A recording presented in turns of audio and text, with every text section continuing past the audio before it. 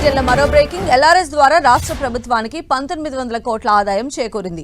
మే 3వ తేదీ వరకు ఫీజులు చెల్లించిన వారికి 25% రాయితీ లభించింది. అయితే ప్రభుత్వం ఆశించిన స్థాయిలో ఎల్ఆర్ఎస్ ఫీజులు మాత్రం రాలేదంటున్నాయి అధికార వర్గాలు. మార్చి 31 నాటికి 25% గడువు ముగిసినా దానిని ఏప్రిల్ చివరి వరకు, ఆ తర్వాత మే 3వ తేదీ వరకు అవకాశం కల్పించింది.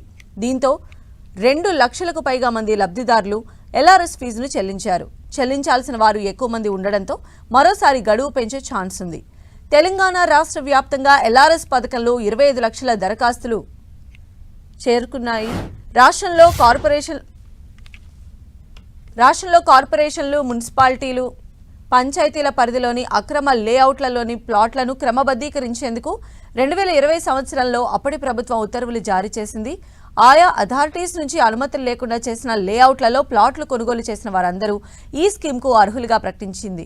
అయితే మాస్టర్ ప్లాన్, జోనల్ డెవలప్మెంట్ ప్లాన్లలో భూ కేటాయింపులకు అనుగుణంగా మాత్రమే రెగ్యులరైజ్ చేయాలని డిసైడ్ చేసింది సర్కారు.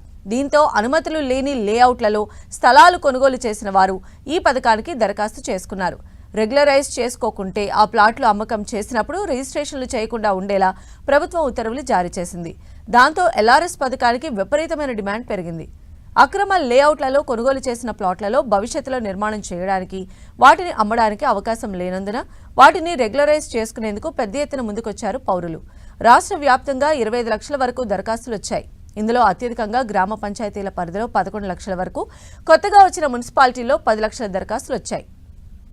జీహెచ్ఎంసీతో పాటు ఇతర కార్పొరేషన్లలో మొత్తం 4 లక్షల వరకు దరఖాస్తులు వచ్చాయి. ఇందులో హెచ్ఎండిఏ పరిధిలో 1.7 లక్షల దరఖాస్తులు, గ్రేటర్ హైదరాబాద్ పరిధిలో 1 లక్ష వరకు దరఖాస్తులు వచ్చాయి. అయితే వీటిని వేగంగా పరిష్కరించాలని నిర్ణయించిన ప్రభుత్వం మార్చి నెల చివరి వరకు మొదట్లో డెడ్ లైన్ పెట్టింది.